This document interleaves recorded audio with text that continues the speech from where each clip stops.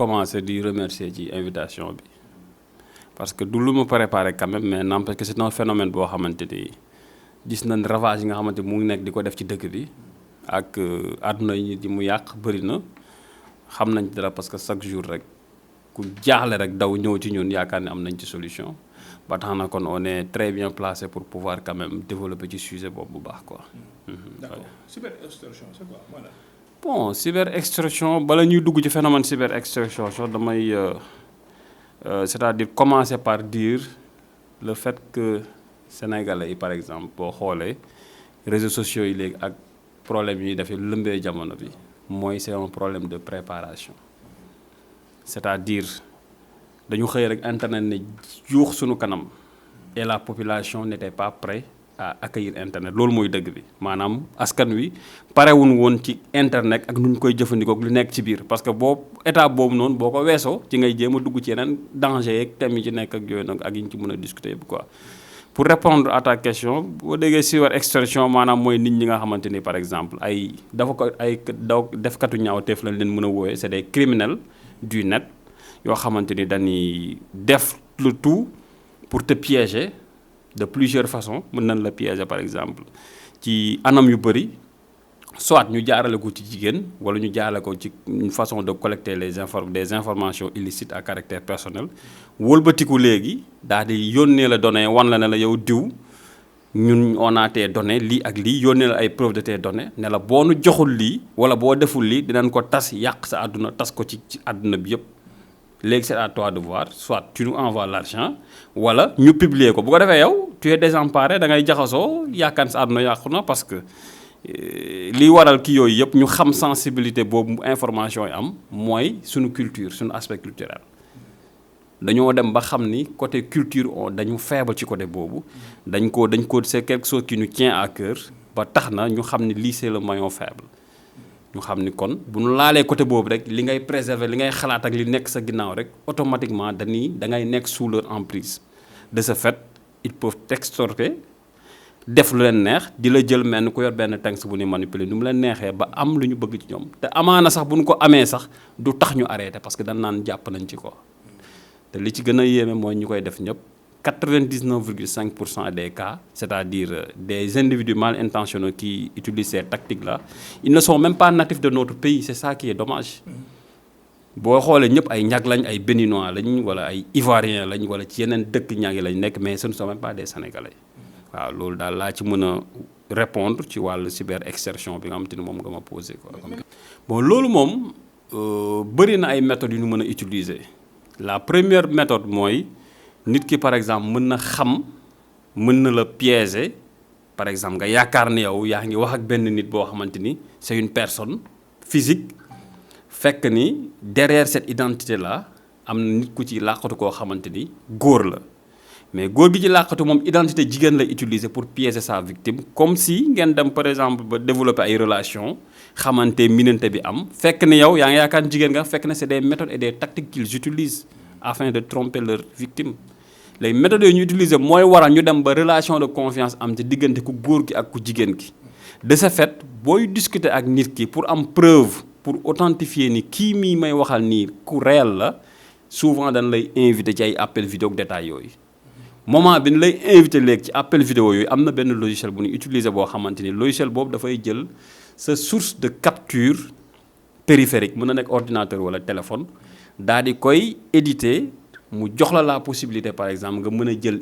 n'importe quelle vidéo nga upload ko ci c'est-à-dire nga intégrer ko ci biir périphérique boobu loolooy waral tey nit ki bu la woowee moom bu activer webcam da ngay yaakaar active fekk ni vidéo bi mu ci def mu nekk bu dee xale bu jigéen buy reetaan di sourire di def ay gestes nga yaakaar ni dal nga ci comme li gars yi di wax naan sama canadienne bi wala sama kii bi chaque jour ñu gis ci victime yu mel noonu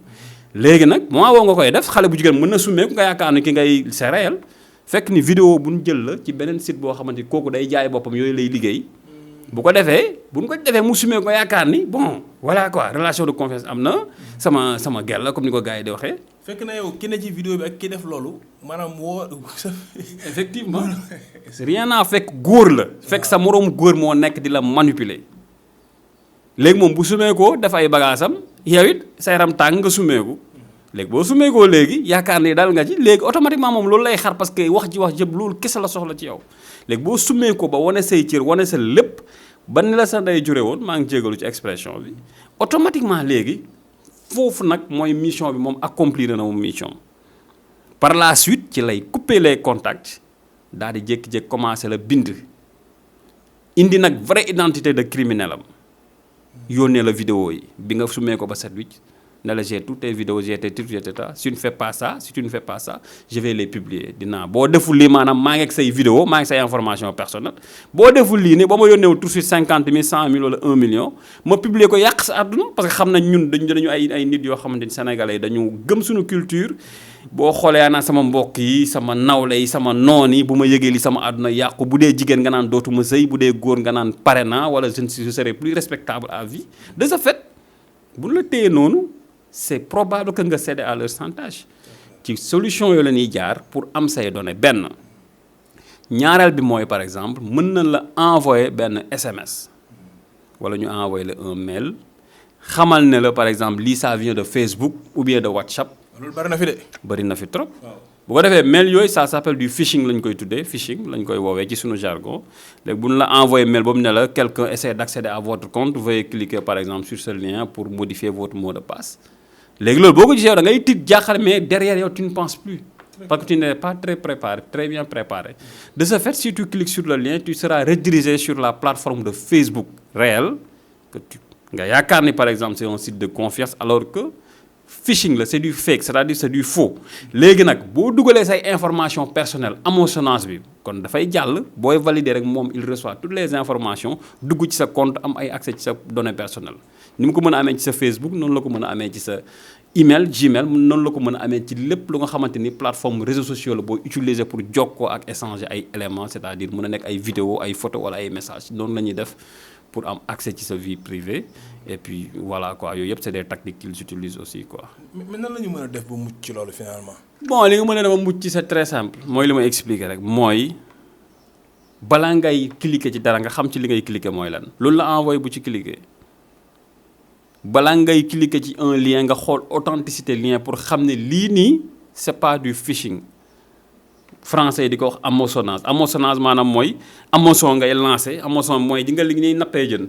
boo ko sànni ci géej gi muy law boo ko gisee genre appât la quoi léegi jën bi mooy nit ki ni nax jën bi ngay nax bu ko gisee yaakaar ni jën la moom du xalaat day ñëw rek sax bu ko saxee léegi nga tiire ko génne ko moo tax ñu tuddee ko phishing mooy napp ci anglais bu dee français ñu naan ko hameçonnage tactique yooyu rek lañ mën a utiliser pour am accès ci sa donnée personnelle wala ñu envoyer benn virus ci cet ordinateur boo xamante ni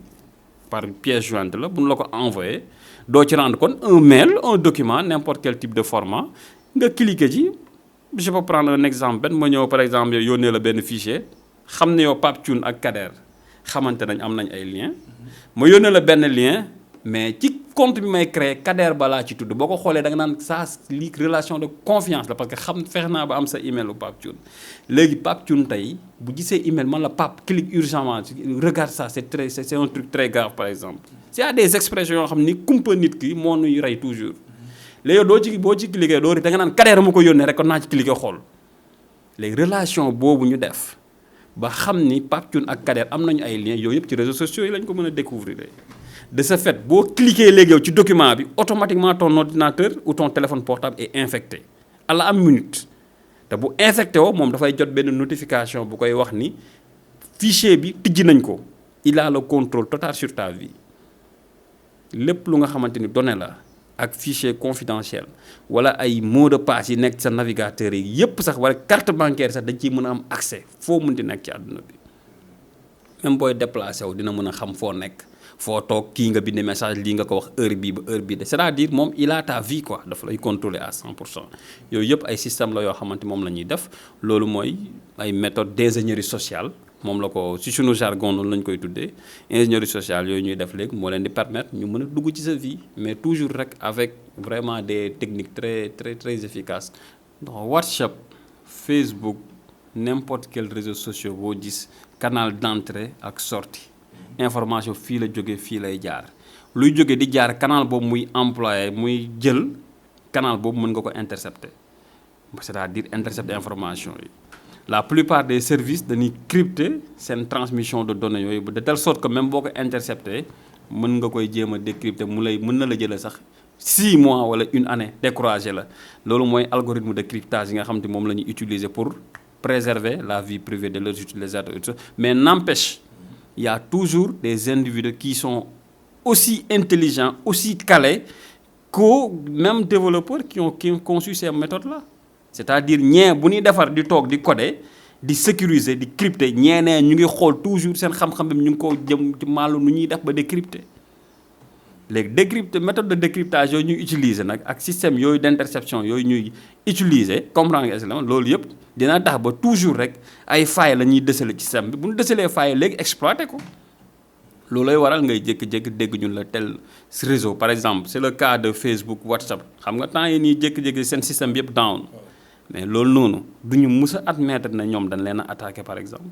parce que boo xoolee ñun ñi ci nekk dañuy xam ni laal nañ leen am na benn porte dérobée bu gars yi trouvé mooy backdoor lañ koy tuddee en anglais bu dee français dañ ko porte dérobée léegi porte dérobée bu ñu ko xasee ba repérer ci un serveur ou bien un système d'informatique ci la ñuy jaar bu ñu ci jaaree léegi dañuy am accès ci système bi mën a def seeni forfait loolu nag mën na pénaliser société bi parce que mine de rien en 6 heures de temps Facebook a perdu plus de 7 milliards de dollars 360 milliards et quelques de francs CFA en 6 heures de temps imagine-toi kooku noonu tey consortium boobu tey bu ñu ko bloqué pendant 24 heures wala une journée ce qui veut dire que moom de un li mu indi ci ay conséquences dafay bëri mooy c'est-à-dire rang bi ak fi mu nekkoon dafay wàcc dafay chuter benn ñaareel ba bourse bi ñu ko coté woon sax ay actions dañuy plonger ce qui veut dire que pour te dire à quel point c'est dangereux ak c'est très désolant ñi nga xamante mooy les individus mal intentionnés li ñuy def bu ñu ko jëmalee ci nit comme ñu ko jëmalee ci société yooyu yëpp crime la parce que li muy impacté moo yéeme ndax y a des milliers et des milliers de personnes qui dépendent de ces services-là pour gagner leur vie et aider leurs prochains de ce fait bu ci nit koo xamante toog attana def loolu noonu kon moom mesuré wul sax moom conséquence li muy def yàlla may nañ ci xam-xam mën nañ ko mais duñ ko utiliser dans le but de nuire lépp luy xeet boobu noonu xam nañ ko gëstu nañ ko tarbiyu na ko ba suñu borom jox ñu li mu ci jox ñu téye ko dëxañ ko mais duñ ko utiliser mukk pour def ñaawteef wala pour chantage wala pour def quoi que ce soit au contraire nous sommes même ouverts à des discussions pour juste aider notre gouvernement dans ce combat qu'il est en train de mener je parle en l'occurrence je lance surtout un appel au ministère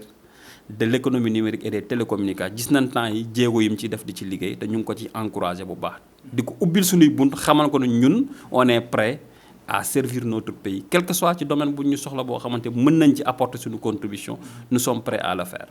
y a pas de souci parce que nous sommes tous des Sénégalais. mais li ma la expliquer rek li ñu naan éveil des consciences loolu noonu d'une part les jeunes sont responsables d'une autre part aussi suñu gouvernement aussi am na rôle bu important bu mu ci war a jouer maanaam mooy mener des campagnes de sensibilisation jël ay experts des consultants yoo xamante ni ils vont occuper les plateaux téléviseurs les émissions tout ça wax ak jeunes yi expliquer leen danger yi nga xamante ni moom moo nekk ci réseaux sociaux yi ak ni ñuy exposer seen vie nan la leen di impacter dans le futur c'est très important tant que motuwaay yooyu jëluñu ko bu ko defee même ki nga xamante ni da ci nekkoon automatiquement danaan tiens attends kon man lii bu ma koy def je cours un risque grave si toutefois ces informations là tombent entre de mauvaises mains on est bien d'accord léegi bu loolu amee léegi yow message boobu mu capté ko rek jàll rek mu kii ko loolu noonu tey bu nekkoon ci c'est-à-dire benn système inconscience loolu noonu tey moo koy réveiller ba nga xamante ni erreur yu mu ci doon def bu ko mënatul bàyyi sax dina ko éviter à 90%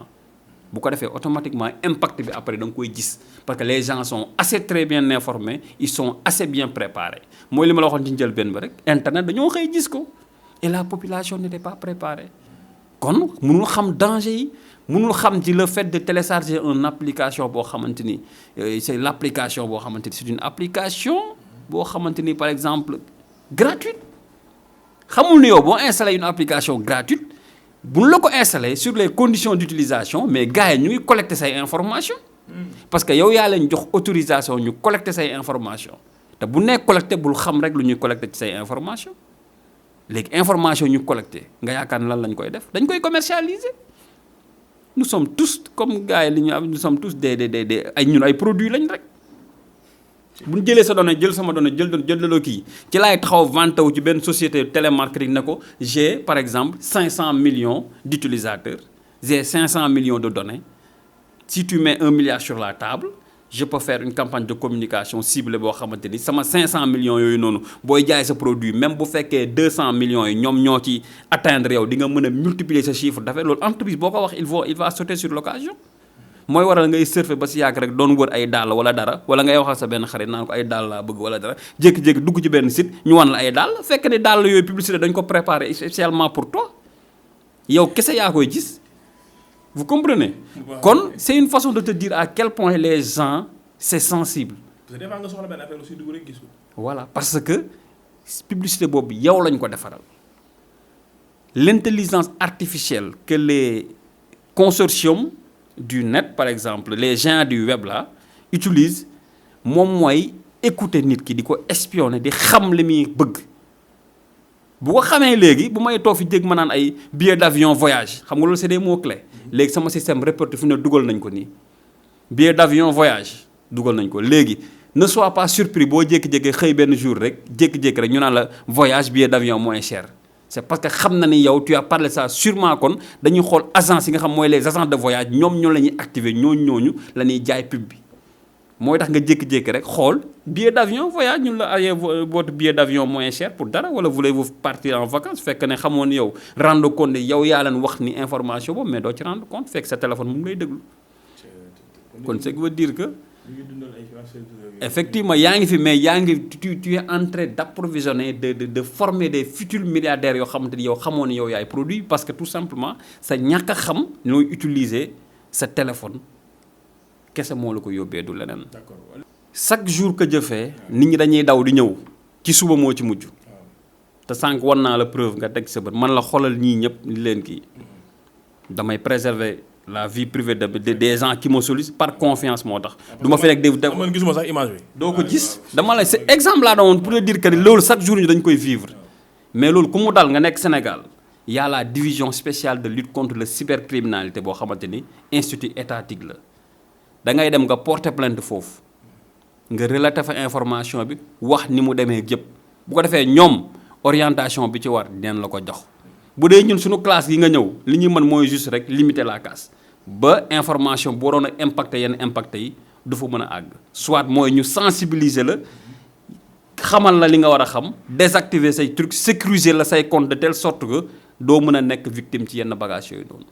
ak nga xamante ni moom moo la santaat def la loolu impact bi mu waroon def pour dem say contact du ci dootu mën a nekk on peut limiter la casse mais on n'est pas là pour faire la loi wala naan dañuy def di supprimer parce que on n'a pas ce droit li ñu mën a def mooy juste rek conseiller la teg la ci yoon bloquer sa compte yi nga xam ne yëpp am nga ko pour limiter la casse ba de la prochaine fois genre système yooyu du la mën a dal loolu lañ ci mën le reste nag pouvoir gouvernemental la même buñ ko mënee sax yoon tënk nañu ba amuñu droit ñun di def yow xamante ni après mën na retourner ci ñun waaw loolu daal lañ leen di conseil ku mu dalati demal division de lutte contre la cybercriminalité bi nekk Dakar en face mosquée omarienne bi nga porter plainte boo porter plainte ñoom di leen diligenter dossier bi bu dee ki ko def Sénégal la nekk dinañ topp dossier bi ba jàpp ko teg ko ci yoon xamal ko ni li mu def c'est illégal et ça ne se fait pas bu dee ailleurs la nekk nag après ñoom ñooy xam lan la ci loi wax ak règlement yi ba ñu mën a def li ñu war a def loolu daal xam nañ ni moom mën nañ ko ci joxe comme ay orientation